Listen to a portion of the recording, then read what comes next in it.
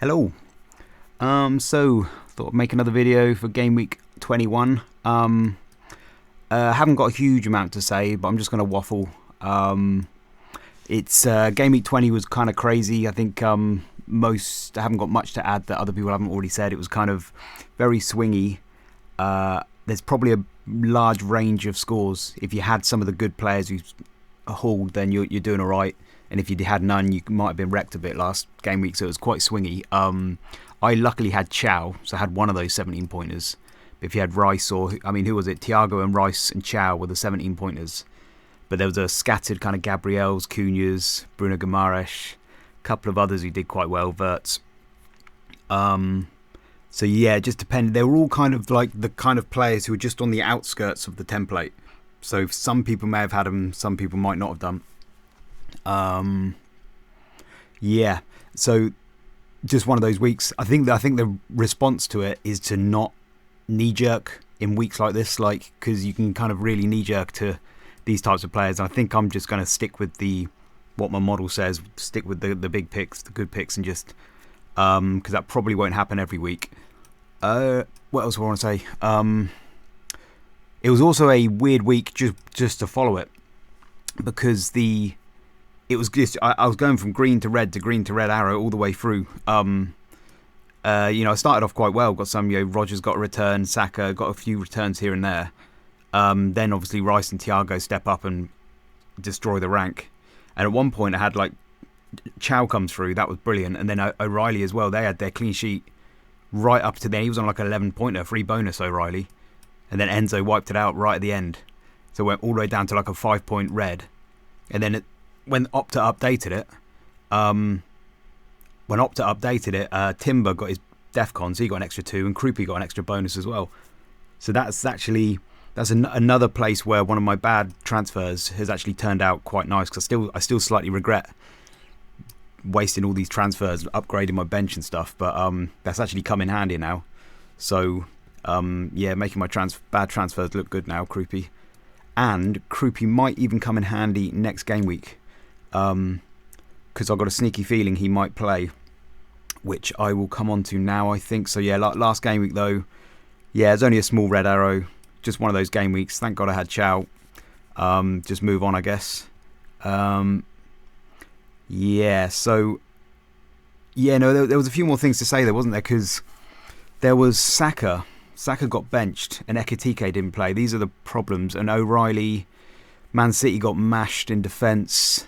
Vardio out, Diaz out. So O'Reilly's, he's certainly nailed for the next game, but it's is Man City's defence going to be any good?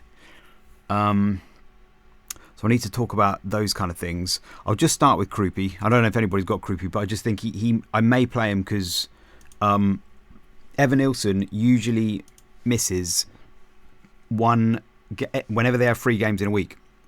So here's Evan-Nilsson here. He got a bit injured here and Kroupi came in to cover there. Then in game week 14 he missed that one, and in game week 18 played 45. And if you look at their fixtures, game week 14 and 13, 14, 15 Bournemouth, it was that middle one there. So that's 3 in a week. Evan-Nilsson just missed it and Kroupi played.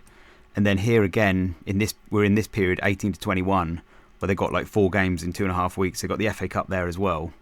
So that's Bournemouth there. So he only played 45 minutes in that one. Evan-Nilsson and Kroupi, they did a half each.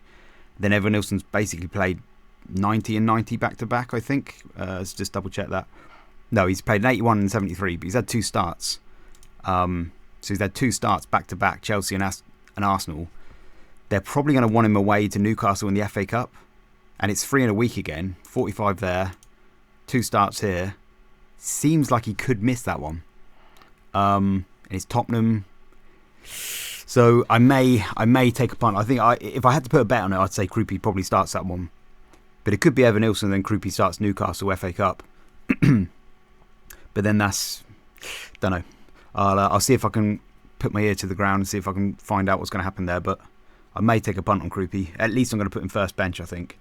Ekitike sounds like he's not going to play the Arsenal one. He might.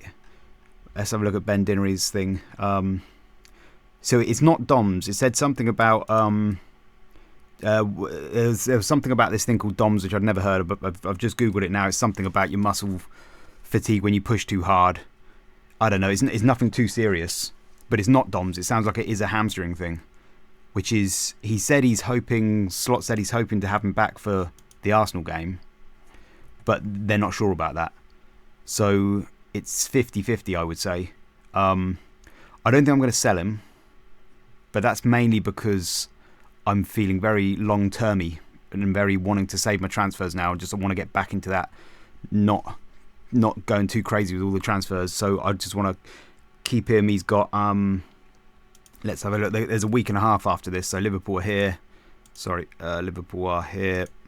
There's the Arsenal game here. They've got Barnsley in the FA Cup, so he can definitely. He's not going to be needed for that anyway. And then Burnley is here on this Saturday, so it's like, well, the Arsenal game's a Thursday, but it's like a week and a half rest until that Burnley game, and that's when you want him. I really want him for that home game, Burnley. So, the Arsenal away game isn't a great game for him anyway. So that's the logic. Just bench him, or see if he starts or whatever. Just go through that one. And then if he's back for the Burnley, that's great, and then we can carry on going forward. I didn't get my thingy up. 1 sec, let me just get a chart up. I like looking at this chart. So yeah, moving on though, beyond that, I suppose the fixtures aren't great, but I've just bought Ekitike in, and the point was to bring him in for the long term and not get rid of him. I thought he'd be nailed with Isaac out. It was a risk. I mean, it's a hamstring injury, so he may still be nailed if he's fit. But it was still a risk. We don't know. He's a bit of an unproven asset, Ekitike. But I think the idea was to just keep him for all of this. He can reach quite high levels of XGI. So my feeling is I'd still like to keep him for now. Certainly for the Burnley game, at least. Anyway, Bournemouth is they're conceding a lot. Man City, we'll have to see what their defence is like at that game. So that's my plan with Ekitike, but some people might want to move on. I mean, you could go straight back to Thiago if people want to be more aggressive with it. They've got this Sunderland fixture here. That's pretty good. Although Thiago, he might not play because he's one that has been all season been missing. Whenever they have 3 in a week, he tends to miss one. And let's just have a double check of his minutes, because I think he's actually played quite a lot. So there's Thiago. It's the EFL games he's been missing. I mean, his start rate here for Brentford is actually pretty good. Apart from that one, 14 again, same as Evanilson, game week 14. But then he started all of these. His minutes are really good. He's been missing the EFL games though, I think. So they're the games that he's missed. Which I've probably got it here. Yeah, there he is there. So this is his minutes. So 1993 in a week there. He only played 31. They're playing every week. Starts every week when they have 3 in a week. Well, actually, the reason why it's empty is because when they had EFL, he didn't even play at all. So some of these are 3 in a week, but he's not playing at all. Then 14, just 31 minutes there. So that's up to there. And then 18 and 19, he's started both so far. And let's have a look at the fixtures quick. Brentford, yeah. So and he's just started 20 then, hasn't he? Oh yeah, I haven't updated that. So 18, 19 and 20. So that's a lot of minutes he's played from there, 18, 19 and 20. I don't know whether it will be needed for the FA Cup game against Sheffield United, I think that is. But it looks, I thought he'd miss that Everton game. But maybe he'll miss the Sunderland game instead and actually play the Sheffield United games. It could be that. It could be that they want to get... If he missed the Everton game, he might have missed the Sheffield United game as well. Whereas if he plays those two, misses the Sunderland game, maybe they can have him for the Sheffield United game as well. Maybe that's what they're thinking. Don't know. But I would say that Sunderland game, well, is risky. I'd be nervous about it. But then the other thing as well is that maybe he's just fit now. Maybe it's just because he had that injury last year. And so they're going careful with him. But maybe the docs are just happy with him now. So it could be that he's fine now. He might just play. He might be real nailed. He looks like a kind of robust kind of guy. So maybe. We'll find out. But in terms of like Ekitike to Thiago now, that would make me nervous bringing him in, because I wouldn't be confident of a Thiago start. Yeah. And then you could also go to Watkins as the other one as well, which Watkins is a fine pick. I think his minutes are actually... I thought he kept getting benched, but I think his minutes are all right. I've got him down... He's quite high on my model, 85%. So he's missed 3 games so far this season, I think. He's had 20 games. He's started 17 of them, I believe. So there's Watkins there. He missed game week 8. As he played, but he just got come off the bench. 13 and 18. I think Marlon came in. I don't know if there's reasons for that other than just it seemed like it was just rotation and just maybe just his form wasn't great. But Watkins, he is actually more nailed than I thought he was. We know what he's capable of in the past. Aston Villa have been having this weird trajectory, this weird path where they were rubbish at the start of the season. Then they started defying their XG numbers, and then now they're actually kind of they're catching up. Their XGI is catching up with them, whatever. So he's starting to do quite well now. 0.8 XGI in the last 6. So yeah, he's a okay punt. I'd still be a little nervous about him. Yeah, I probably wouldn't be put off by Aston Villa's general XG, low XG, because it's where are they? It's not bad. They're average, low for the season, but average in the last 6. But it depends on the percentage that Watkins is having of that XG, and if he's having a big chunk of it, then that's all that matters. Same with Rodgers. I think he takes a fairly big chunk of it. So, yeah, Watkins is a fine pick if you want to be aggressive about it, but I'm not. I'm going to stick with Ekitike. And then there's Saka. Saka, I'm probably going to stick with, but I am a little more nervous about him now. Firstly, again, I've heard a few people say whenever he has 3 in a week, he misses one. That's not true. That he actually can play 3 in a week. I think it's more a Madueke problem than a 3 in a week problem. If you go back to Saka, he did get injured at the start of the season, so he was out for a bit, and obviously he had quite a big injury last season, so they're going careful with him. But once he start getting back up to fitness, so he's 90 there, played international break there, then he's had a 90, a 90 and a 65, so that's 3 starts in a week there. EFL Cup rest, then 3 90s there, 10 Champions League and Game Week 11, and another 90 here. This is international break, so he's playing quite a lot. Again, 3 starts straight away here, 12 to 13, Champions League in the middle. Rested for Game Week 14. Rested for Champions League, but Arsenal didn't need him so much. I think he's certainly first choice above Madueke, but he can play 3 in a week. And then we're up to here, so 18 and 19 he's played, and then he's got a rest in 20. And it's, he used to have a reputation for just being flogged. Like, you just knew Arteta would start him every game, but that's because Arsenal didn't have anybody decent to come in. Had Sterling for a bit, and Nwaneri's not quite up to scratch, I don't think. So Saka, and so he's just missed that 20. So I mean, he'll be all right for Liverpool, and he'll miss the Portsmouth game here. But then the Chelsea game here, they'll probably want him to play that. Maybe not.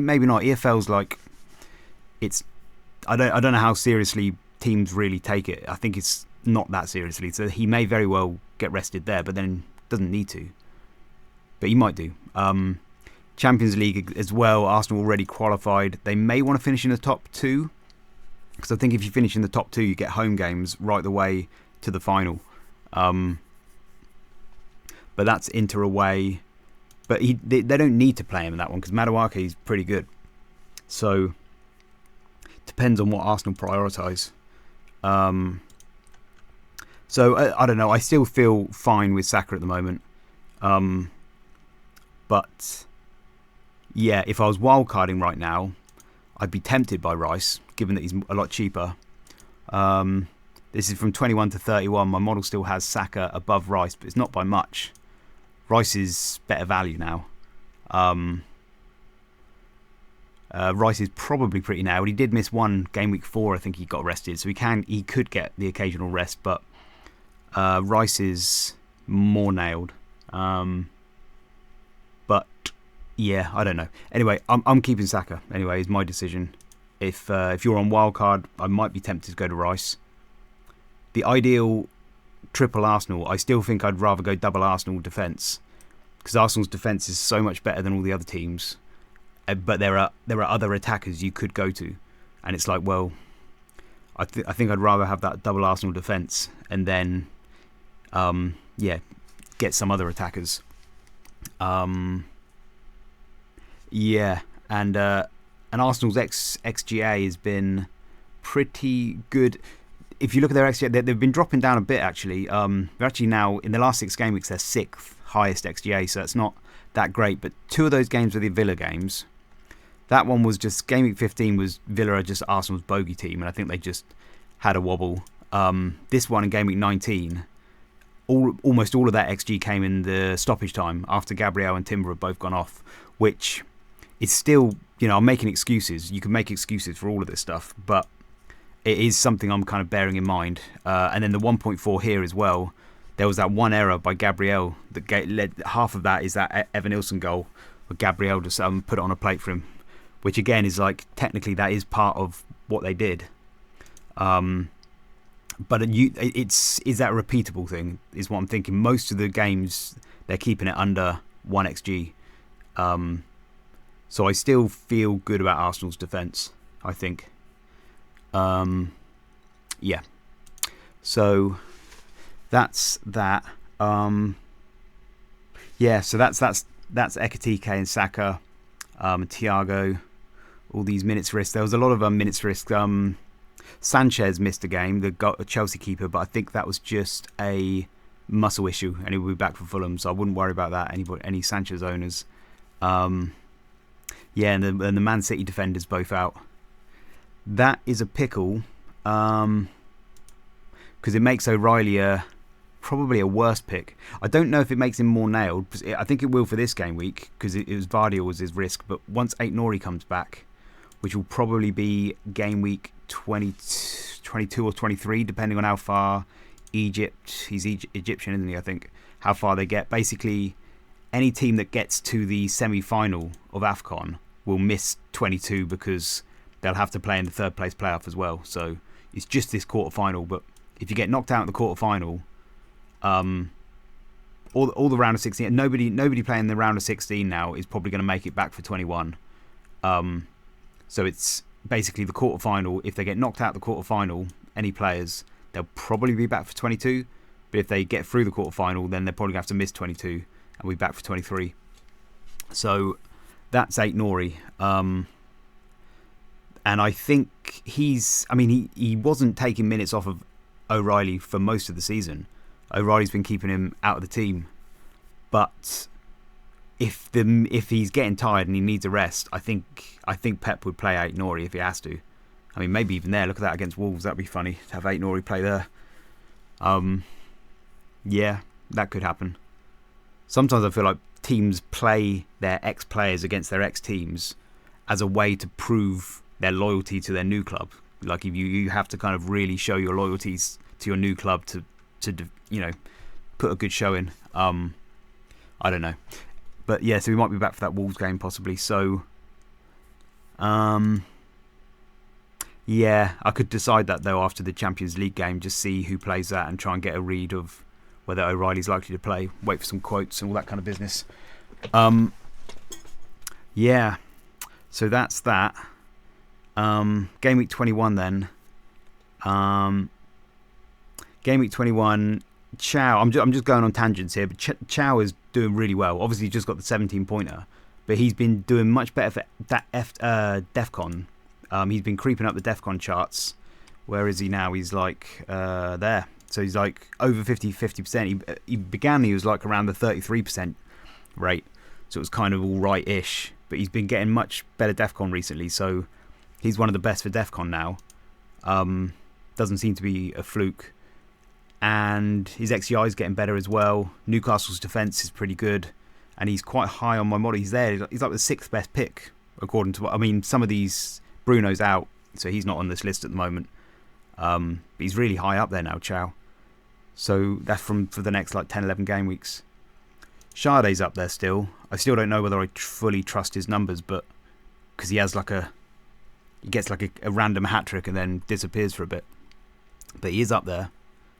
And I think Brentford's numbers are pretty good still. They were last I checked. No, they dropped back a bit now. They were pretty good for a while. They dropped back a bit now. Yeah, they're kind of average. Defensively, average as well. Dropping back a bit. So, yeah, Schade's okay. Anyway, I'm waffling. So, Thiaw's good. Next game week, double Arsenal defence. I did Virgil to Gabriel. I did it before the price changes. Same logic I said last game week, which is just Gabriel's better than Van Dijk for this game week at least. And Arsenal's defence is just usually one of the best clean sheet chances any game week. And also, I think my model looks at the numbers. It doesn't look at the name. And Liverpool, at the moment, my model just reads it as an average club because they've been playing, in terms of XG, they're kind of average. 1.55 in the last 6 game weeks, 1.58 for the season. It's just basically an average attack. So my model's just looking at those numbers and going, well, this is going to be an average game then. So it likes the chances of a clean sheet. I mean, if you think if this was like who's an average team, a Brentford or a Fulham at home or a Brentford at home or something, that'd be a great fixture. And if they haven't got Ekitike either, and no Salah and no other players, can't remember. No, I guess Gakpo's back now. Yeah, it's probably an okay fixture that. So anyway, I went for it. So that's fine. Petrovic, I think I'm sticking with Bournemouth keeper. I think something I noticed about the keepers is in Wildcard 6, I had this decision. I was very close to going for Roofs. And I went for Petrovic in the end because it was game week 6. I felt like it was a bit too risky to go for a Sunderland promoted team that we don't know anything about. So I just didn't do it, but I really fancied going for Roofs. And basically, I worked out the points difference that I would have made, and it was about 30 points. I think it might be 27. But it was about 30 points that Roofs is better off than Petrovic since game week 6. And it just makes me wonder, people say you should never make goalie transfers. But, and I'm probably not going to do it because when I look at the numbers and that, it just doesn't quite seem worth it. But 30 points, though, is a lot of points. My computer just froze then for a second, so I don't know whether I might have gone a bit jumpy. Hopefully you're still there. But anyway, Petrovic to goalkeeper transfers. I don't think I'm going to do it, but Bournemouth are crap. I'm just kind of waiting for... I mean, Tottenham's probably not a bad fixture because Tottenham's XG is quite bad, isn't it, I think? XG, Tottenham, 3rd bottom. And for the season, they're like, I don't know, about 3rd or 4th bottom. So they're a bad attack. So it's probably not a bad idea for Bournemouth at home. I'll give them another chance there, hopefully. Brighton away, Liverpool at home, though, Liverpool are average attacks now, so maybe it's not too bad. And I'm kind of waiting for this period for Bournemouth. So I think I'm going to give him another chance and just hope he does well. But sometimes I feel like having a good keeper is like a real secret weapon to your season. Because you never change them, and it can be a big 30, 40 points over the course of a season. Like last season I did well and I had Sales. And Sales was just this little magic weapon I had. So maybe it is worth doing keeper transfers. But at the moment I'm not feeling it. So I think I'm just going to stick with him. Rodgers, I'm just going to stick with him. Rodgers is going to be one of those players that he's constantly low down on my list. Where is he? If I miss it, this is game 20. Actually, he's quite high on my list. That's good. I guess he's getting better now for form. But sometimes depending on the way I cut the numbers, he's quite often quite low. So I'm always going to be thinking, can I do better? But I think I'm just going to stick with him because he's nailed. Minutes are hard to kind of find at the moment. Anderson's fine. I like these. I do like these little 4 point ceiling players. I mean, they're mainly only bench Again, I'm probably still sticking with 5 at the back if I can do it. It's just Richards is out, so Anderson against West Ham is okay.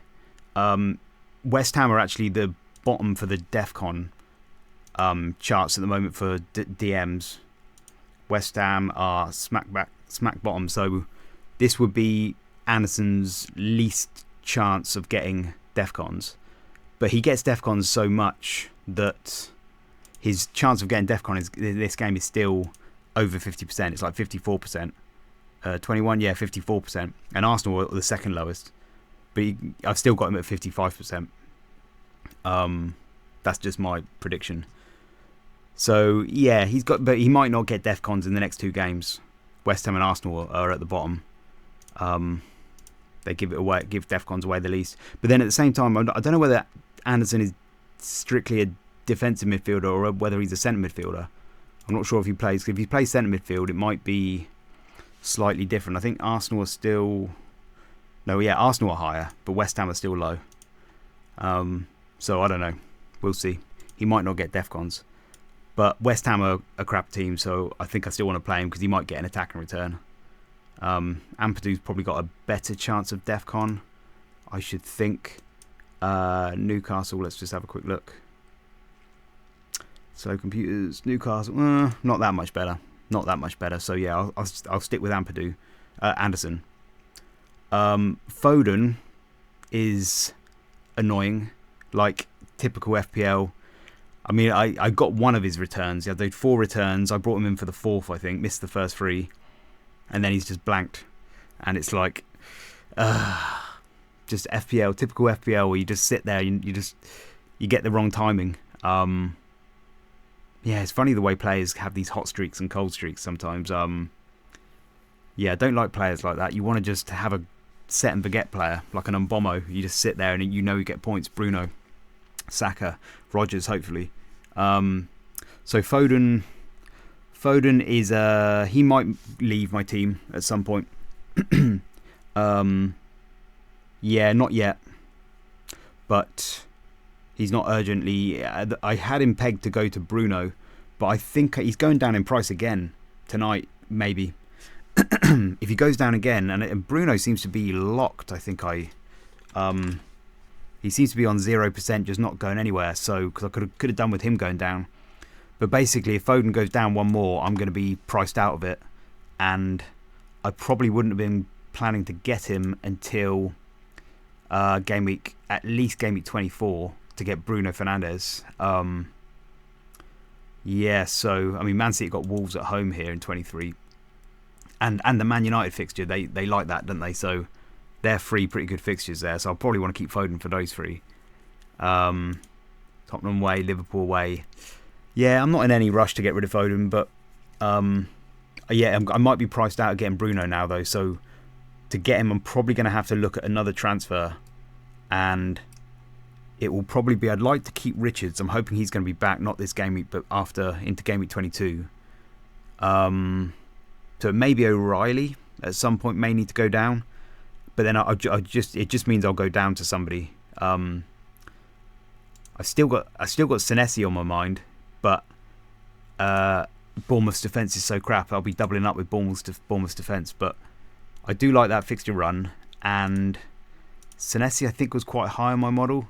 There he is, yeah. So he's still really high because his Defcon rate is just way higher than everybody else's. He's top of the Defcon list. Senesi right at the top there. So he's getting Defcons at the highest rate than everybody else by quite a long stretch as well. So I like that, and then with that nice run of fixtures there, I mean, my model has it all green there. One of the best fixture runs actually, 47. So yeah, so I could go to him, and that would be a little saving, and then I could afford Foden to what's his name, Bruno. Or I'll go to, like, if I have to, I'll just go to a Sunderland defender, Alderete or Mukiele. Or maybe even avoid Bruno and just go to like an Enzo Fernandez or something, like whatever needs to happen. There's always somebody else I can go to. And on the topic of Enzo Fernandez, he's always high on my model, and I always have a blind spot for him. I always just avoid him. I always just don't think he's going to keep it up, or he's going to His position's going to change. He's going to come deeper. I don't know, but he is a good player, and his numbers are good. He doesn't really get Defcon. I mean, you get a little bit of Defcon every now and then, but he's like a 0.5 guy, maybe more. Probably a 0.5 guy on average. He's actually underperforming a bit as well, so he's probably a good player. Starts most games pretty much. I think he missed one at some point, but no more than Rice. Plays a lot of minutes. Yeah, there's a lot of people talking about these types of picks now, aren't they? These midfielders. Declan Rice, he's up there. Bruno Guimaraes is a little lower down, but he's there. 22% Defcon, 0.3 kind of guy. Wharton is here. He's the same kind of guy because he's not playing DM Wharton. He plays so he's kind of similar. 30% Defcon rate, 0.3 XGI. Similar to Rice, 40% Defcon rate, 0.3 XGI.